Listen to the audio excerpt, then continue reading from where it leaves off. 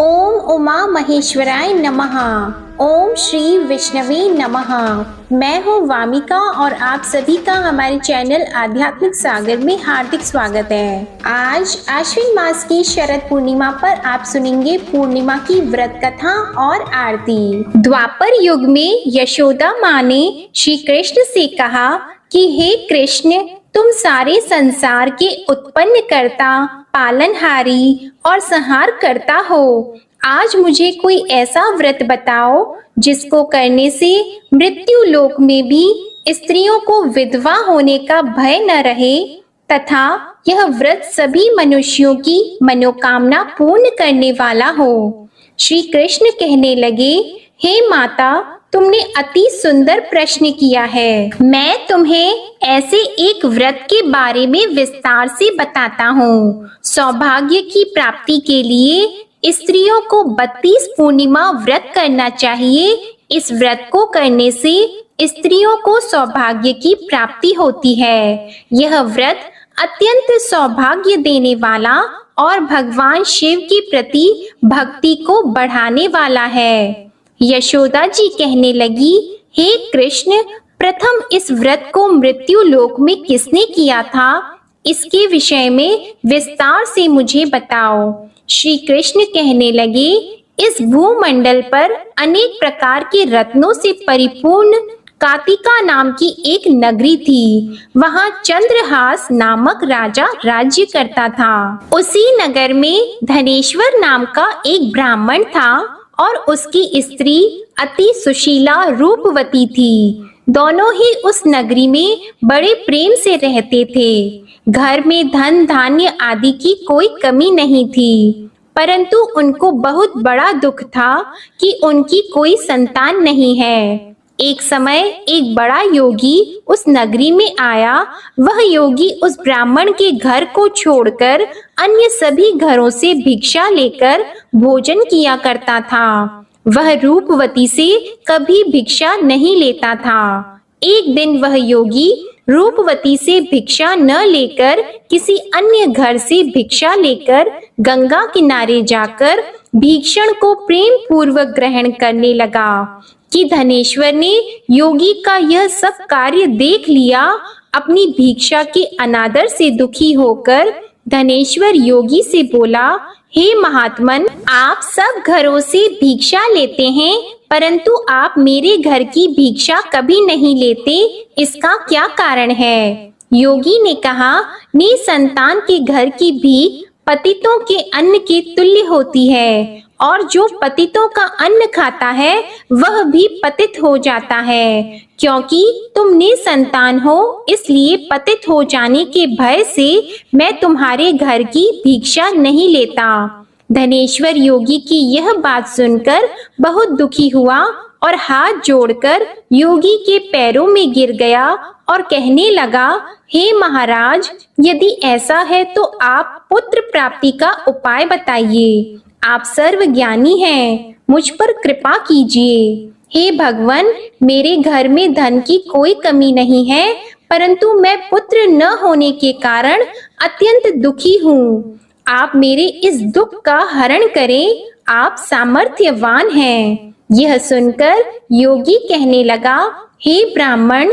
तुम चंडी की आराधना करो। घर आकर उसने अपनी पत्नी से सब वृतांत कहा और स्वयं तप करने के लिए वन में चला गया। वन में जाकर उसने चंडी की उपासना की और उपवास किए। चंडी ने 16वें दिन उसको स्वप्न में दर्शन दिया और कहा, धनेश्वर, जा, तेरे घर पुत्र होगा। परंतु वह 16 वर्ष की आयु में ही मृत्यु को प्राप्त हो जाएगा। यदि तुम दोनों पति पत्नी 32 पूर्णमासियों का व्रत विधि पूर्वक करोगे तो वह दीर्घ आयु हो जाएगा। जितनी तुम्हारी सामर्थ्य हो, आटे के दिए बनाकर शिवजी भगवान का पूजन करना, परंतु पूर्णमासी के व्रत 32 होने चाहिए। प्रातः काल होने पर इस स्थान के समीप तुम्हें आम का वृक्ष दिखाई देगा। उस पर चढ़कर तुम एक फल तोड़कर शीघ्र ही अपने घर चले जाना और अपनी पत्नी से सब वृतांत कहना। ऋतु स्नान के पश्चात वह स्वच्छ होकर श्री शंकर भगवान का ध्यान करके उस फल को खा लेगी। शंकर भगवान की कृपा से उसको गर्भ हो जाएगा। जब वह ब्राह्मण प्रातः काल उठा तो उसने एक स्थान के पास ही आम का वृक्ष देखा, जिस पर एक अत्यंत सुंदर आम का फल लगा हुआ था।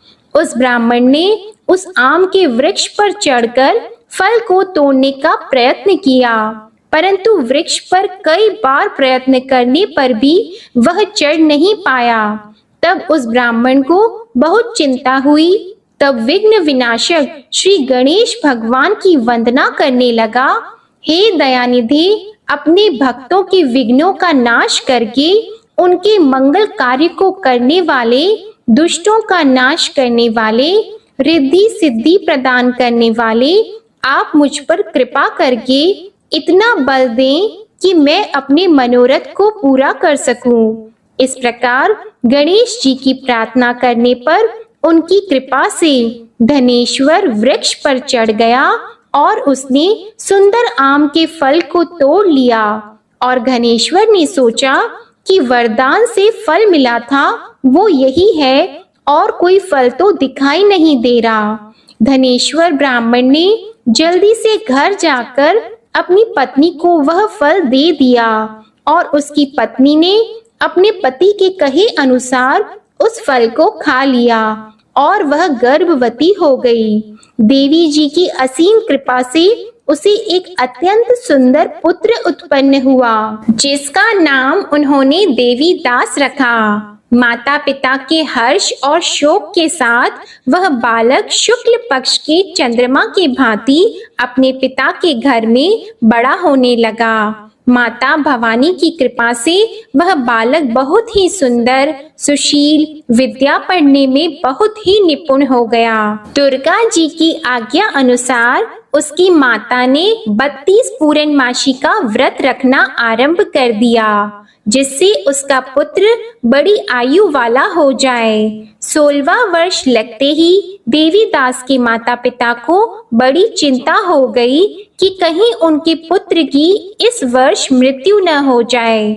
इसलिए उन्होंने अपने मन में विचार किया कि यदि यह दुर्घटना उनके सामने हो गई तो वे कैसे सहन करेंगे।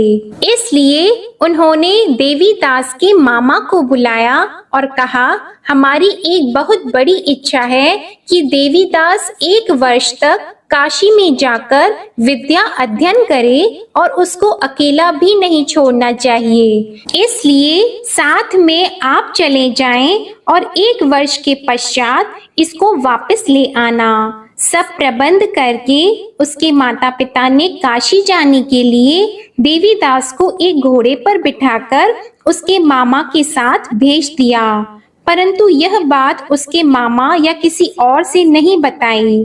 धनेश्वर तथा उसकी पत्नी ने अपने पुत्र की मंगल कामना तथा दीर्घ आयु के लिए भगवती दुर्गा की आराधना और पूर्णमासियों का व्रत करना आरंभ कर दिया। इस प्रकार बराबर 32 पूर्णमासी के व्रत को उन्होंने पूरा किया। कुछ समय पश्चात एक दिन वह मामा और भांजा मार्ग में रात बिताने के लिए किसी गांव में ठहरे हुए थे। उस दिन उस गांव में ब्राह्मण की अत्यंत सुंदर, सुशीला और गुणवती कन्या का विवाह हो रहा था। जिस धर्मशाला के अंदर वर और उसकी बारात ठहरी हुई थी, उसी धर्मशाला में देवी दास और उसके मामा भी ठहरे हुए थे। संयोगवश कन्या को तेल आदि चढ़ाकर मंडप आदि का कार्य किया गया तो लग्न के समय वर को धनुर्वात हो गया। इसलिए वर के पिता ने अपने कुटुंबियों से विमर्श करके निश्चय किया कि यह देवी दास मेरे पुत्र जैसा ही सुंदर है, मैं इसके साथ ही लग्न करवा दूं और बाद में विवाह के अन्य कार्य मेरे लड़के के साथ हो जाएंगे। ऐसा सोचकर देवी दास के मामा से जाकर बोला कि तुम थोड़ी देर के लिए अपना भांजा हमें दे दो, जिससे विवाह के लग्न का सब कार्य सुचारू रूप से हो सके। तब देवी दास का मामा कहने लगा जो कुछ भी वधू पक्ष से कन्यादान के समय वर को मिले वह सब हमें दे दिया जाए, तो मेरा भांजा इस बारात का दूल्हा बन जाएगा। यह बात वर के पिता ने स्वीकार कर लेने पर उसने अपना भांजा वर बनने के लिए भेज दिया और उसके साथ सब विवाह कार्य विधि पूर्वक संपन्न हो गए। पत्नी के साथ वह भोजन करने के पश्चात बहुत उदासीन और दुखी हो गया। उसने सब बातें जो वर के पिता और उसके मामा में हुई थी लड़की को बता दी। तब कन्या कहने लगी कि यह ब्रह्मा विवाह के विपरीत कैसे हो सकता है। देव, ब्राह्मण और अग्नि के सामने मैंने आपको ही अपना पति माना है, इसलिए आप ही मेरे पति हैं। मैं आपकी ही पत्नी रहूंगी, अन्य किसी की नहीं। देवी दास ने कहा, ऐसा मत करिए, क्योंकि मेरी आयु बहुत कम है। मेरे पश्चात आपकी क्या गति होगी, इन बातों को अच्छी तरह विचार कर लो। परंतु वह दृढ़ विचारों वाली लड़की थी। वह बोली, जो आपकी गति होगी वही मेरी गति होगी। प्रातः काल देवी दास ने अपनी पत्नी को 3 नागों से जड़ी हुई एक अंगूठी दी, एक रुमाल दिया और बोला, हे प्रिय, इसे लो और संकेत समझकर स्थिर चित्त हो जाओ। मेरा मरण और जीवन जानने के लिए एक पुष्प वाटिका बना लो। उसमें सुगंधी वाली एक नव मल्लिका लगाओ और उसको प्रतिदिन जल से सींचा करो और आनंद के साथ खेलो कूदो और उत्सव मनाओ। जिस समय और जिस दिन मेरा प्राणात होगा यह फूल सूख जाएंगे और जब यह फिर से हरे हो जाएं, तो समझ लेना मैं जीवित हूँ। यह बात निश्चय करके समझ लेना, इसमें कोई भी संशय नहीं है। इतना कहकर देवीदास वहां से चला गया और प्रातः काल होते ही वहां पर गाजे बाजे बजने लगे और जिस समय विवाह कार्य समाप्त करने के लिए वर तथा सब बाराती मंडप में आए, तो कन्या ने वर को भली प्रकार से देखकर अपने पिता से कहा, यह मेरा पति नहीं है। मेरा पति वही है जिसके साथ रात्रि में मेरा पानी ग्रहण हुआ था। इसके साथ मेरा विवाह नहीं हुआ है। यदि यह वही पुरुष है तो बताइए कि मैंने इसको क्या दिया। वधू पक्ष और कन्या पक्ष कन्यादान के समय जो आभूषण आदि दिए गए थे वो दिखाए तथा रात में क्या गुप्त बातें मैंने इनसे कही वह सब सुनाइए। पिता ने उसके कहे अनुसार वर को बुलाया। कन्या की यह सब बातें सुनकर वह कहने लगा, मैं नहीं जानता। इसके पश्चात लज्जित होकर वह वहां से चला गया और सारी बारात भी अपमानित होकर वहां से लौट गई। भगवान श्री कृष्ण बोले, हे माता, इस प्रकार देवीदास काशी विद्या अर्जन के लिए वहां से चले गए और जब कुछ समय बीत गया तो काल से प्रेरित होकर एक सर्प रात्रि के समय उसको डसने के लिए वहां पर आया। उस विषधर के प्रभाव से उसके शयन का स्थान चारों ओर से विष की ज्वाला से विषैला हो गया, परंतु व्रत के प्रभाव से उसको काट नहीं पाया, क्योंकि पहले ही उसकी माता ने 32 पूर्णमासी का व्रत रखा था। इसके बाद मध्याह्न के समय स्वयं काल वहां आया और उसके शरीर से प्राणों को निकालने का प्रयत्न करने लगा, जिससे वह मूर्छित होकर पृथ्वी पर गिर गया। उसी समय माता पार्वती के साथ भगवान शंकर वहां आ गए। उसको मूर्छित दशा में देखकर माता पार्वती जी ने शंकर जी से प्रार्थना की, हे महाराज, इस बालक की माता ने पहले ही 32 पूर्णिमा का व्रत पूरा किया था, जिसके प्रभाव से आप इसको प्राण दान दें। माँ भवानी के कहने पर भक्त वत्सल भगवान शिव जी ने उसको प्राण दान दे दिया। इस व्रत के प्रभाव से काल को भी पीछे हटना पड़ा और देवीदास स्वस्थ होकर बैठ गया। उधर उसकी पत्नी उसके काल की परीक्षा किया करती थी। जब उसने देखा उस पुष्प वाटिका में पुष्प कुछ भी नहीं रहे तो उसको अत्यंत आश्चर्य हुआ, लेकिन जब वह जैसे ही हरी भरी हो गई तो तो वह जान गई कि अब उसका पति ठीक ठाक है, वह जीवित हो गया है। यह देखकर वह बहुत प्रसन्न हो उठी। अपने पिता से कहने लगी, पिताजी, मेरे पति जीवित हैं, आप उनको ढूंढिए। जब 16वां वर्ष व्यतीत हो गया तो देवीदास भी अपनी मामा के साथ काशी से चल गया। इधर उसके ससुर उसको ढूंढने के लिए अपने घर से जाने ही वाले थे कि वे दोनों मामा भांजा वहां पर आ गए। उनको आया हुआ देखकर उनके ससुर को बड़ी प्रसन्नता हुई और वह उन्हें अपने घर ले गए। उस समय नगर के निवासी भी वहां इकट्ठे हो गए और सबने निश्चय किया कि अवश्य ही इसी बालक के साथ कन्या का विवाह हुआ था। उस बालक को कन्या ने जब देखा तो पहचान लिया कि यह तो वही है जो संकेत करके गया था। कुछ दिन बाद देवीदास ने अपनी पत्नी और मामा के साथ अपने ससुर के घर से बहुत सारे उपहार लेकर अपने माता पिता के घर गए।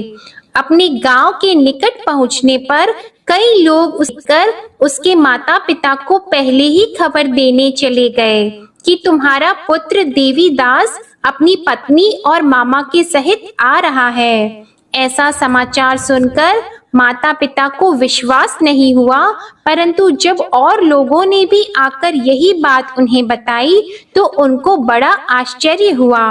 लेकिन थोड़ी देर में देवीदास ने आकर अपने माता पिता के चरणों में अपना सर रखकर प्रणाम किया और उसकी पत्नी ने अपने सास ससुर के चरणों को स्पर्श किया तो माता पिता ने अपने पुत्र और पुत्र वधू को हृदय से लगा लिया और दोनों की आंखों में प्रेम अश्रु बहने लगे। अपने पुत्र और पुत्र वधू के आने की खुशी में धनेश्वर ने बड़ा ही भारी उत्सव किया और ब्राह्मणों को दान दक्षिणा देकर प्रसन्न किया। श्री कृष्ण भगवान कहने लगे, इस प्रकार धनेश्वर 32 पूर्णमासियों के व्रत के प्रभाव से पुत्रवान हो गया। जो भी स्त्रियां 32 पूर्णमासी के व्रत को करती है वे जन्म जन्मांतर में वैधव्य का दुख नहीं भोगती और सदैव सौभाग्यशाली रहती है। व्रत करने वाला चाहे स्त्री हो या पुरुष भगवान शंकर की कृपा से संसार के सकल आनंद भोग कर अंत में आवागमन रहित होकर शिव लोक को प्राप्त होता है। प्रेम से बोलिए श्री लक्ष्मी नारायण भगवान की जय, उमा महेश्वर भगवान की जय। अब आप सुनेंगे शरद पूर्णिमा की 2 पौराणिक कथा। पहली पौराणिक कथा के अनुसार माँ लक्ष्मी और भगवान विष्णु का आशीर्वाद प्राप्त करने के लिए एक साहूकार की 2 बेटियां महीने में आने वाली हर पूर्णमासी का व्रत किया करती थीं। इन दोनों बेटियों में बड़ी बेटी पूर्णिमा का व्रत पूरे विधि विधान से करती थी, जबकि छोटी बेटी व्रत तो करती थी लेकिन नियमों में उस तरह से पालन नहीं करती थी। नियमों को आडंबर मानकर उनकी अनदेखी करती थी। जैसे ही दोनों बेटियां बड़ी हो गईं, तो साहूकार ने दोनों बेटियों का विवाह कर दिया। बड़ी बेटी के घर समय पर स्वस्थ संतान का जन्म हुआ। छोटी बेटी को भी संतान हुई, लेकिन उसकी संतान जन्म लेते ही दम तोड़ देती थी। जब उसके साथ ऐसा 2 से 3 बार हो गया तो उसने एक ब्राह्मण को बुलाकर अपनी पूरी व्यथा सुनाई और साथ ही इसका उपाय बताने के लिए भी कहा।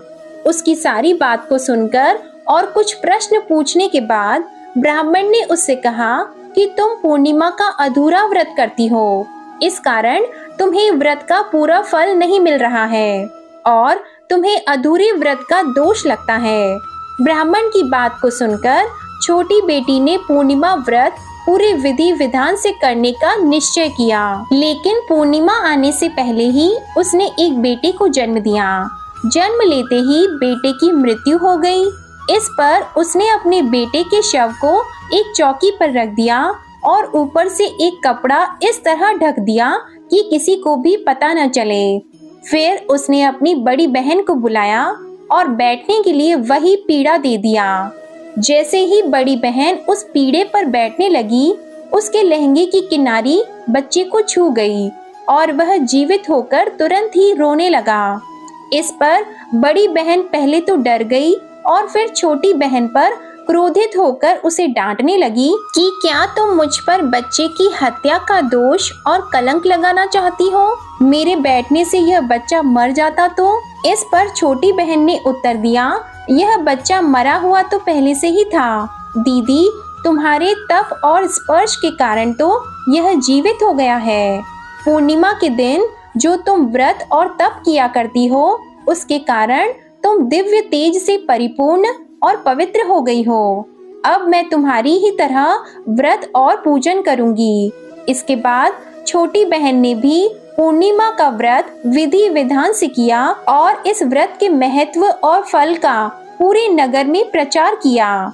जिस प्रकार माँ लक्ष्मी जी और भगवान विष्णु जी ने साहूकार की बड़ी बेटी की कामना पूर्ण करके सौभाग्य प्रदान किया, वैसे ही हम सभी पर भी कृपा करना। प्रेम से बोलिए भगवान श्री लक्ष्मी नारायण जी की जय। आश्विन मास की पूर्णिमा को शरद पूर्णिमा के रूप में जाना जाता है, लेकिन ब्रज क्षेत्र में शरद पूर्णिमा के दिन को रास पूर्णिमा भी कहा जाता है। मान्यता है कि द्वापर युग में शरद पूर्णिमा की रात को ही राधा रानी और गोपियों के साथ मिलकर महारास किया था। पूर्णिमा की रात को चंद्रमा की धवल चांदनी में महारास का वो दृश्य इतना सुंदर था कि प्रकृति भी उसे निहारने के लिए वहां ठहर गई थी। 6 महीने तक महादेव जी स्वयं गोपी का रूप धारण करके इस रास को देखने के लिए वहां पहुंचे थे और चंद्रदेव इतने मंत्रमुग्ध हो गए थे कि 6 महीने तक सुबह नहीं हुई थी। इसलिए आज शरद पूर्णिमा के शुभ अवसर पर आप ये महारास की कथा भी सुनिए। एक बार शरद पूर्णिमा की शरद उज्जवल चांदनी में वंशीवट यमुना के किनारे श्याम सुंदर साक्षात मन्मथनाथ की वंशी बज उठी। श्री कृष्ण जी ने 6 मास की एक रात्रि करके मन्मथ का मान मर्दन करने के लिए महारास किया था। जब महारास की गूंज सारी त्रिलोकी में गई तो हमारे भोले बाबा के कानों में भी महारास की गूंज गई। मनमोहन की मीठी मुरली ने कैलाश पर विराजमान भगवान श्री शंकर को मोह लिया। समाधि भंग हो गई। बाबा वृंदावन की ओर बावरे होकर चल पड़े। पार्वती जी भी मनाकर हार गई, किंतु त्रिपुरारी माने नहीं। भगवान श्री कृष्ण के परम भक्त श्री आसुरी मुनि, पार्वती जी, नंदी, श्री गणेश जी, श्री कार्तिकेय के साथ भगवान शंकर वृंदावन की वंशीवट पर आ गए। वंशीवट जहाँ महारास हो रहा था, वहाँ गोलोक वासिनी गोपियां द्वार पर खड़ी हुई थीं। पार्वती जी तो महारास में अंदर प्रवेश कर गईं, किंतु द्वार पालिकाओं ने श्री महादेव जी और श्री आसुरी मुनि को अंदर जाने से रोक दिया। वे बोली, श्रेष्ठ जनों, श्री कृष्ण के अतिरिक्त अन्य कोई पुरुष इस एकांत महारास में प्रवेश नहीं कर सकता। तब श्री शिव जी बोले, देवियों, हमें भी श्री राधा कृष्ण जी के दर्शनों की लालसा है, अतः आप ही लोग कोई उपाय बताइए जिससे कि हम महाराज के दर्शन पा सकें। तब ललिता नाम की एक सखी बोली, यदि आप महाराज देखना चाहते हैं तो आप गोपी बन जाइए। मानसरोवर में स्नान कर गोपी का रूप धारण करके महारास में प्रवेश हुआ जा सकता है। फिर क्या था, भगवान शिव अर्धनारीश्वर से पूरे नारी रूप बन गए। श्री यमुना जी ने षोडश श्रृंगार कर दिया तो सुंदर बिंदी, चूड़ी, नुपुर, ओढ़नी और ऊपर से एक हाथ का घूंघट भी भगवान शिव का कर दिया। साथ में युगल मंत्र का उपदेश भगवान शिव जी के कान में किया। प्रसन्न मन से वे गोपी वेश में महारास में प्रवेश कर गए। श्री शिव जी मोहिनी वेश में मोहन की रास स्थली में गोपियों के मंडल में मिलकर अतृप्त नेत्रों से विश्व मोहन की रूप माधुरी का पान करने लगे। नटवर वेशधारी श्री रास विहारी, रासेश्वरी, रसमयी श्री राधा जी एवं गोपियों को नृत्य एवं रास करते हुए देखकर नटराज भोलेनाथ भी स्वयं ताता थैया करके नाच उठे। मोहन ने ऐसी मोहिनी वंशी बजाई कि सुधी बुद्धि भूल गए भोलेनाथ जी। बनवारी से क्या कुछ छिपा है, भगवान कृष्ण शिव जी के साथ थोड़ी देर तो नाचते रहे, लेकिन जब पास पहुँचे तो भगवान बोले कि रास के बीच थोड़ा हास परिहास हो जाए तो रास का आनंद दोगुना हो जाएगा। भगवान बोले कि अरे गोपियों, तुम मेरे साथ कितनी देर से नृत्य कर रही हो, लेकिन मैंने तुम्हारा चेहरा देखा ही नहीं, क्योंकि कुछ गोपियां घूंघट में थी। गोपियां बोली कि प्यारे, आपसे क्या छुपा है, आप देख लो हमारा चेहरा। लेकिन जब भगवान शंकर ने सुना तो भगवान शंकर बोले कि ये कन्हैया को रास के बीच क्या सूझा, अच्छा भला रास चल रहा था, मुख देखने की क्या जरूरत थी। ऐसा मन में सोच रहे थे कि आज कन्हैया तो फजीयत पर ही तुला है। भगवान कृष्ण बोले कि गोपियों, तुम सब लाइन लगाकर खड़ी हो जाओ और मैं सबका नंबर से दर्शन करूंगा। भगवान शिव जी बोले, अब तो काम बन गया, लाखों करोड़ों गोपियां हैं, मैं सबसे अंत में जाकर खड़ा हो जाऊंगा। कन्हैया मुख देखते देखते थक जाएगा और मेरा नंबर भी नहीं आएगा। सभी गोपियां एक लाइन में खड़ी हो गईं और अंत में भगवान शिव जी खड़े हो गए। जो कन्हैया की दृष्टि अंत में पड़ी तो कन्हैया बोले, नंबर इधर से शुरू नहीं होगा, नंबर उधर से शुरू होगा। तब भगवान शिव जी बोले कि ये तो मेरा ही नंबर आ गया। भगवान शिव जी दौड़कर दूसरी ओर जाने लगे तो भगवान कृष्ण गोपियों से बोले, गोपियों, पीछे किसी गोपी का मैं मुख दर्शन करूंगा, पहले इस गोपी का मुख दर्शन करूंगा जो मुख दिखने में इतनी लाज शर्म कर रही है। इतना कहकर भगवान कृष्ण दौड़े और दौड़कर भगवान शिव को पकड़ लिया और घूंघट ऊपर किया और कहा, आओ गोपीश्वर आओ, आपकी जय हो। बोलिए गोपेश्वर महादेव जी की जय, भगवान शंकर जी की जय। श्री राधा आदि श्री गोपेश्वर महादेव के मोहिनी गोपी के रूप को देखकर आश्चर्य में पड़ गईं। तब श्री कृष्ण ने कहा, राधे, यह कोई गोपी नहीं है, ये तो साक्षात भगवान शंकर हैं। हमारे महाराज के दर्शन के लिए इन्होंने गोपी का रूप धारण किया है। तब श्री राधा कृष्ण ने हंसते हुए शिवजी से पूछा, भगवान, आपने यह गोपी वेश क्यों बनाया? तब भगवान शंकर बोले, प्रभु, आपकी यह दिव्य रसमयी प्रेम लीला महाराज देखने के लिए गोपी रूप मैंने धारण किया है। इस पर प्रसन्न होकर श्री राधा जी ने श्री महादेव जी से वर मांगने को कहा तो श्री शिव जी ने यह वर मांगा, हम चाहते हैं कि यहाँ आप दोनों के चरण कमलों में सदा ही हमारा वास हो। आप दोनों के चरण कमलों के बिना हम कहीं अन्यत्र वास नहीं करना चाहते। इसके बाद सुंदर महारास हुआ है। भगवान कृष्ण ने कथक नृत्य किया और भगवान शिव ने तांडव नृत्य, जिसका वर्णन अगर माँ सरस्वती भी करना चाहे तो नहीं कर सकती हैं। खूब आनंद आया है। भगवान कृष्ण ने ब्रह्मा की एक रात्रि ले ली है, लेकिन गोपियां इसे समझ नहीं पाईं। केवल अपनी गोपियों के प्रेम के कारण कृष्ण ने रात्रि को बढ़ाकर इतना दीर्घ कर दिया कि गोपियों ने एक रात कृष्ण के साथ अपने प्राण प्रिय पति के रूप में बिताई। लेकिन यह कोई साधारण रात नहीं थी, ब्रह्मा जी की रात्रि थी और लाखों वर्ष तक चलती रही। आज भी वृंदावन में निधि वन में प्रतिदिन भगवान श्री कृष्ण रास करते हैं। कृष्ण के लिए सब कुछ करना संभव है क्योंकि वो भगवान हैं। इस प्रकार भगवान ने महारास लीला को किया है। शुकदेव जी महाराज परीक्षित से कहते हैं, राजन, जो इस कथा को सुनते हैं उसे भगवान के रसमय स्वरूप का दर्शन होता है। उसके अंदर से काम हटकर श्याम के प्रति प्रेम जागृत होता है और उसका हृदय रोग भी ठीक होता है। जब भोलेनाथ जी ने भगवान श्री कृष्ण और राधा रानी से वरदान मांगा था, तब भगवान श्री कृष्ण ने तथास्तु कहकर कालिंदी के निकट निकुंज के पास वंशी वट के सम्मुख भगवान महादेव जी को श्री गोपेश्वर महादेव के नाम से स्थापित कर विराजमान कर दिया। श्री राधा कृष्ण और गोपी गोपियों ने उनकी पूजा की और कहा कि ब्रिज वृंदावन की यात्रा तभी पूर्ण होगी जब व्यक्ति आपके दर्शन कर लेगा। आपके दर्शन किए बिना यात्रा अधूरी रहेगी। भगवान शंकर वृंदावन में आज भी गोपेश्वर महादेव के रूप में विराजमान है और भक्तों को अपने दिव्य गोपी वेश में दर्शन दे रहे हैं। गर्भगृह के बाहर पार्वती जी, श्री गणेश जी, श्री नंदी जी विराजमान हैं और आज भी संध्या के समय भगवान का गोपी वेश में दिव्य श्रृंगार होता है। जय श्री कृष्णा, जय भोलेनाथ। अब आप सुनिए श्री सत्यनारायण भगवान की आरती। जय लक्ष्मी रमणा स्वामी, जय लक्ष्मी रमणा, सत्यनारायण स्वामी, सत्यनारायण स्वामी, जनपातक हरणा।